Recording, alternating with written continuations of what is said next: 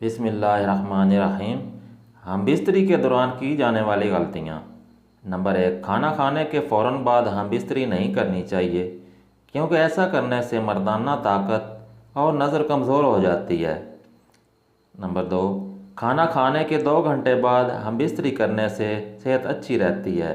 Number 3، فارغ ہونے کے بعد نفس کو زیادہ دیر تک اندر نہیں رکھنا چاہیے، ایسا کرنے سے نفس کمزور ہو جاتا ہے اور ریڑھ کی ہڈی نرم ہو جاتی ہے۔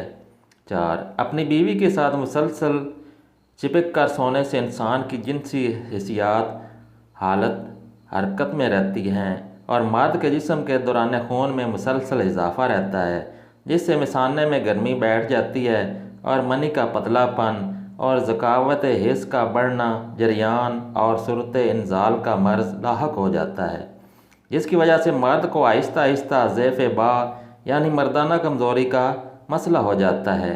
لہٰذا کوشش کریں محسوس وقت کے علاوہ الگ ہو کر سوئیں، اس سے آپ کو فائدہ بھی ہوگا اور دونوں میاں بیوی کی نیند بھی بخوبی پوری ہوگی۔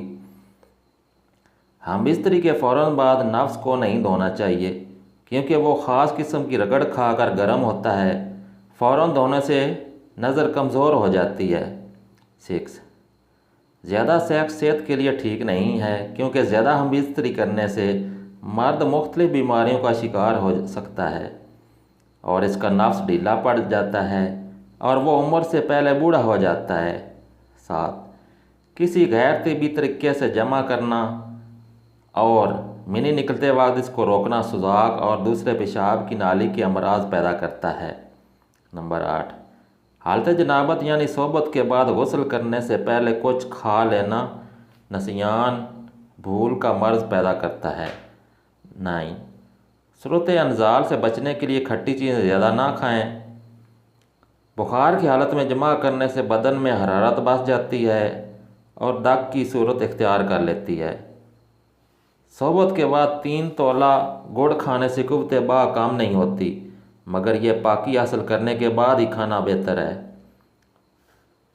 بھرے پیٹ کی حالت میں صحبت کرنے سے اول تو انزال جلد ہوتا ہے، دوسرے ضعف معدہ، ضعف ہضم، ورم جگر و شکم وغیرہ پیدا ہو جاتے ہیں۔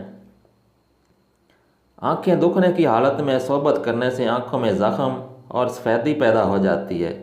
اگر عورت جماع سے قبل پیشاب کر کے ٹھنڈے پانی سے استنجا کر لے تو شعور تنک ہو جاتی ہے، نیند فرج میں بھی تنگی آ جاتی ہے، جو زیادہ لذت کا سبب ہوتی ہے۔